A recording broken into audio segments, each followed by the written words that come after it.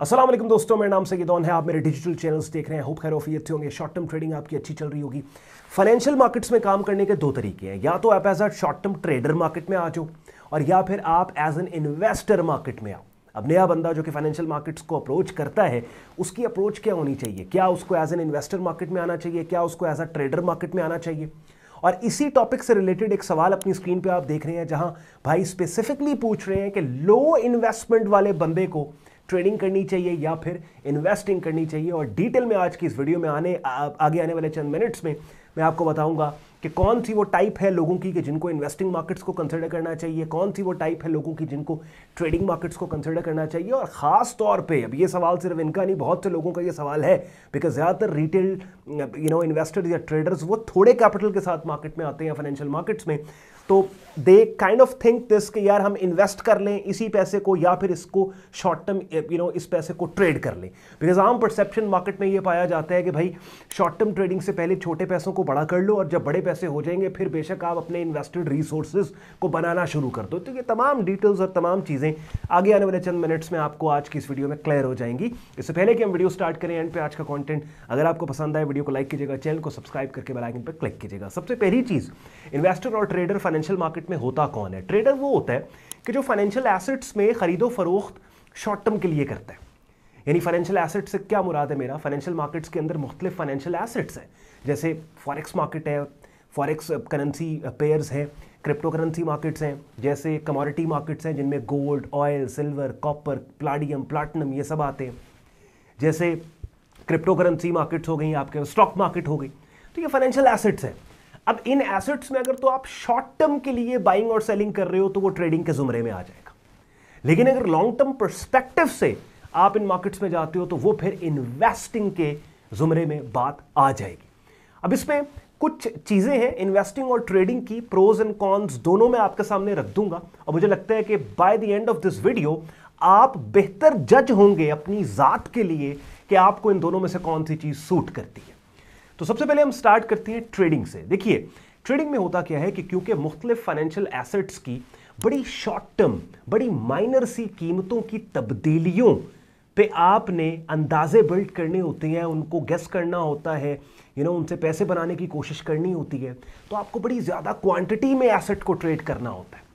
यानी मिसाल के तौर पे एक छोटी सी मिसाल मैं आपको देता हूँ। फॉरेक्स मार्केट से हम स्टार्ट करते हैं, और वो लोग जो फॉरेक्स ट्रेडिंग से फेमिलियर हैं, फॉरेक्स मार्केट से फेमिलियर हैं, यूरो यूएसटी को वो जानते हैं। यूरो यूएसटी एक फॉरेक्स पेयर है।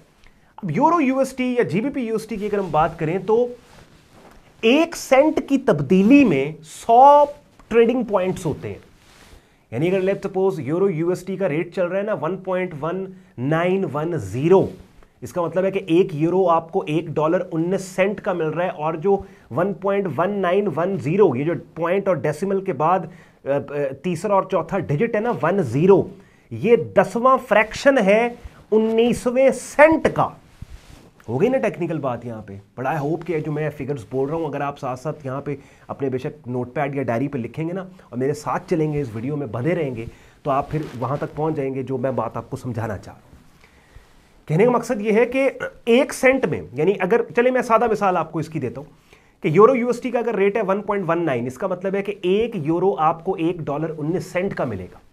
अब अगर कल को $1 यूरो का रेट होता है 1.20, तो इसका मतलब है कि 1.19 से रेट 1.20 पे गया, दैट मींस 1 सेंट की तब्दीली। लेकिन ट्रेडिंग मार्केट्स के अंदर ये 1 सेंट की तब्दीली में 100 ट्रेडिंग पॉइंट्स हैं, कि इसका मतलब कि 100 पॉइंट्स मार्केट आपकी फेवर में चलेगी। डिजिटल मनी की मैं बात कर रहा हूं। तो बड़ी छोटी प्राइस फ्लक्चुएशन है कि जिससे 1 सेंट की प्राइस फ्लक्चुएशन से आपने फायदा अगर उठाना है तो प्राइस चार्ट पे ये बहुत बड़ी मूव होगी। तो इससे फायदा उठाने के लिए आपको बहुत ज्यादा क्वांटिटी में यूरो बाय या सेल करना है। तो इतनी ज्यादा क्वांटिटी में खरीदारी ज्यादातर रिटेल ट्रेडर्स लेवरेज के बगैर नहीं कर पाते। लेवरेज अब एक और टर्मिनोलॉजी है। लेवरेज का सादा लफ्जों में मतलब है हेल्प, मदद।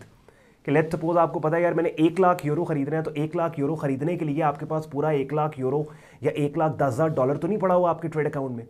तो आपका ब्रोकर या एक्सचेंज जहां पे आपका अकाउंट है वो बोलता है यार जो भी चीज़ आपने खरीदनी है, जितनी भी उसकी टोटल डॉलर वैल्यू बनती है, उस डॉलर वैल्यू का 1% आपके ट्रेडिंग अकाउंट से एज अ बयाना में होल्ड करके बाकी अमाउंट एज एन मदद, एज एन हेल्प आपको दे दूंगा कि आप बड़ी खरीद कर सकें। समझ रहे हैं? ये शॉर्ट टर्म ट्रेडिंग की मैं बात कर रहा हूँ। बिकॉज शॉर्ट टर्म ट्रेडिंग में पहले तो इसकी आपने डेफिनेशन समझ ली ना कि शॉर्ट टर्म ट्रेडिंग क्या है, कि जहां पे आप बाइंग एंड सेलिंग कंटिन्यूअसली कर रहे हैं, शॉर्ट टर्म के लिए कर रहे हैं, लेकिन वो कंटिन्यूअस शॉर्ट टर्म बाइंग और सेलिंग करनी भी करने का फायदा ही आपको तब है जब आप ज्यादा क्वांटिटी में करेंगे। बिकॉज जिस मार्केट में वो बाइंग सेलिंग आप कर रही है उसकी बड़ी माइनर सी कीमत की तब्दीली, प्राइस फ्लक्चुएशन से आप फायदा उठा रहे हैं। अब ये ट्रेडिंग की बात आ गई। अब ये काम चूंकि इसमें लेवरेज इन्वॉल्व्ड है तो ये हाईली टेक्निकल कॉम्प्लेक्स काम है कि जिसको आपको प्रोफेशनल लेवल पे स्किल सीख के आपको करना होता है। क्या थोड़े पैसों से ट्रेडिंग मार्केट्स में बड़ा कैपिटल बना सकते हैं आप? बिल्कुल बना सकते हैं, लोग बनाते हैं, आज भी बना रहे हैं पूरी दुनिया में। हाँ, लेकिन वो तब बनता है जब आप कम से कम 1, 1.5, 2 साल आप फील्ड में लगाएं, इस स्किल को आप सीखें। बिकॉज सुनने में हो सकता है कि आसान बात लग रही हो कि एक्सचेंज आपको उधार दे रही है, लेवरेज दे रही है और थोड़े पैसों के साथ बड़ी क्वांटिटी में खरीद करके आप जो है वो कंटिन्यूस बाइंग सेलिंग कर लेंगे, बराबर। तो इसके ऊपर आपको टाइम लगता है। अब ये ट्रेडिंग का सेगमेंट। फिर इन्वेस्टिंग की तरफ आते हैं। अब इन्वेस्टिंग ट्रेडिंग से by far I would say कि 50 टाइम ज्यादा पावरफुल चीज है। बिकॉज होता क्या है कि इन्वेस्टिंग में आपके पास जो पैसा है, आप उस पैसे से आउटराइट चीज खरीद रहे हो, बात समझ रहे हैं, लेकिन उसमें फिर आपके पास कैपिटल बड़ा होना चाहिए, तब आपको फायदा होगा। अब इन्वेस्टिंग मार्केट्स में जो चीज सबसे बड़ा रोल प्ले करती है वो कंपाउंडिंग है। और अगर आप मेरे चैनल को एक सर्टेन टाइम से फॉलो कर रहे हैं, आपको पता होगा मैंने बाकायदा compounding effect of the money के ऊपर डेडिकेटेड वीडियोस के जरिए आपको समझाया है कि कंपाउंडिंग का कॉन्सेप्ट क्या है। लेकिन कंपाउंडिंग भी आपकी फेवर में काम करती है जब एटलीस्ट थोड़े से रीजनेबल कैपिटल से आप इन्वेस्टिंग मार्केट्स के अंदर आते हैं। अब अगर आपके पास $500 है या $100 है, आप $500-100 से लेट सपोज आप स्टॉक मार्केट में भी इन्वेस्ट करके रख लें, या क्रिप्टो करेंसी 10 क्रिप्टो या 5 क्रिप्टोज में $100 डाल दें, तो एक सर्टेन जगह पे वो चीज़ आपको लेके जाएगी। ठीक है, तो आई वुड से investing is far more powerful अगर आपकी जेब इजाजत देती है कि मंथली बेसिस या हर 6 महीने बाद एक रेगुलर कंट्रीब्यूशन आप कर रहे हैं अपने इन्वेस्टेड पोर्टफोलियो पे, सो दैट एटलीस्ट आपके लाइफ टाइम के अंदर आपके लिए वो एक अच्छा इन्वेस्टेड रिसोर्स बन जाए जो आपको लाइफ में एक सर्टेन टाइम पे इनकम भी रीजनेबल जनरेट करके दे। इसकी एक और सादा मैं मिसाल देता हूं और फिर वीडियो तमाम करते हैं। वो ये कि देखिए रियल एस्टेट मार्केट में क्या होता है। रियल एस्टेट मार्केट में भी ये 2 एंट्रीज होती हैं, ट्रेडर और इन्वेस्टर। ट्रेडर कौन होता है? जो फाइलों का काम करता है, फाइलों की ट्रांजैक्शन करता है, कंटिन्यूअस ट्रांजैक्शन करता है। ठीक है, लेकिन उसके लिए रियल एस्टेट सेक्टर और मार्केट में वो बंदा जो कि सक्सेसफुली ये काम कर पाए, उसको रियल एस्टेट मार्केट का गुरु होना चाहिए। हर एरा गैरा ये काम सक्सेसफुली नहीं कर सकता रियल एस्टेट मार्केट में।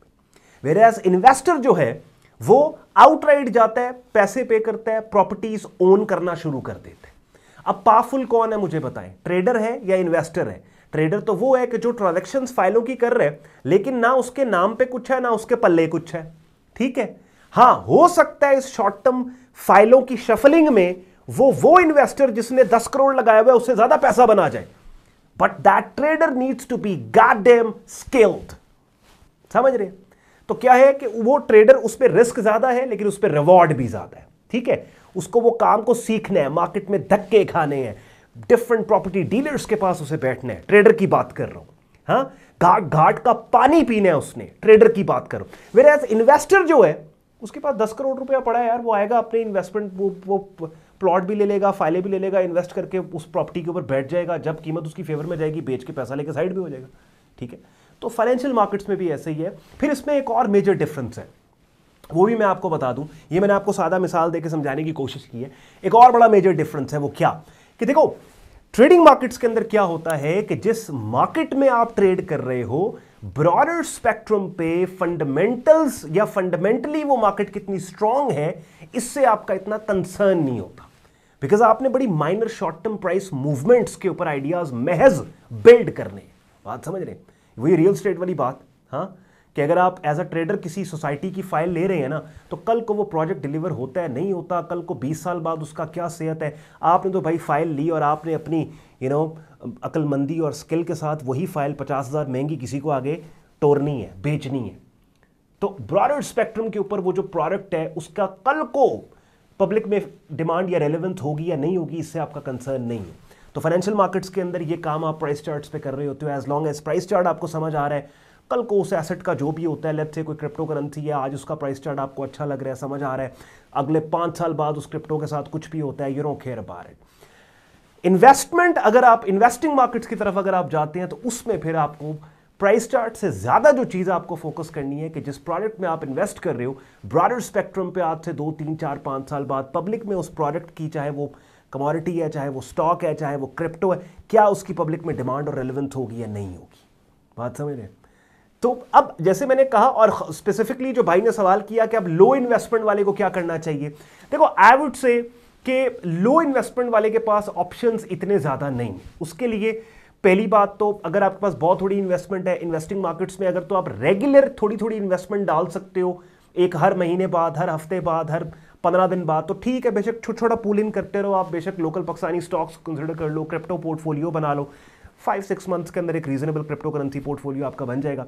लेकिन अगर आपको लगता है यार वन टाइम पैसे हैं, टोटल $500 है, टोटल $300 है, रेगुलर बाद में आप इतना नहीं अफोर्ड करोगे कि रेगुलर कॉन्ट्रीब्यूशंस आप करो अपने इन्वेस्टमेंट्स पे, तो आई वुड से फिर ट्रेडिंग मार्केट्स आपके लिए ऑप्शन है। लेकिन ट्रेडिंग मार्केट्स पे ऐसे नहीं है कि आपके पास पैसे पड़े हैं, कल ब्रोकर पे अकाउंट खोल के ट्रेड करना शुरू कर दोगे, उसको सीखते सीखते आपको 6 महीने साल लग जाएंगे। बात समझ रहे? तो आई होप कि मैंने बहुत ही ऑनेस्ट तरीके से आज की इस वीडियो में आपके सामने दोनों मार्केट्स की रियलिटीज़, हकीकतें और इनका स्ट्रक्चर क्या है, ये सारा आपको एक्सप्लेन कर दिया है। साथ ही साथ अगर आपके पास थोड़े पैसे हैं तो आपके पास क्या ऑप्शंस हैं वो भी यहाँ पे आपको मैंने गाइड कर दिया है।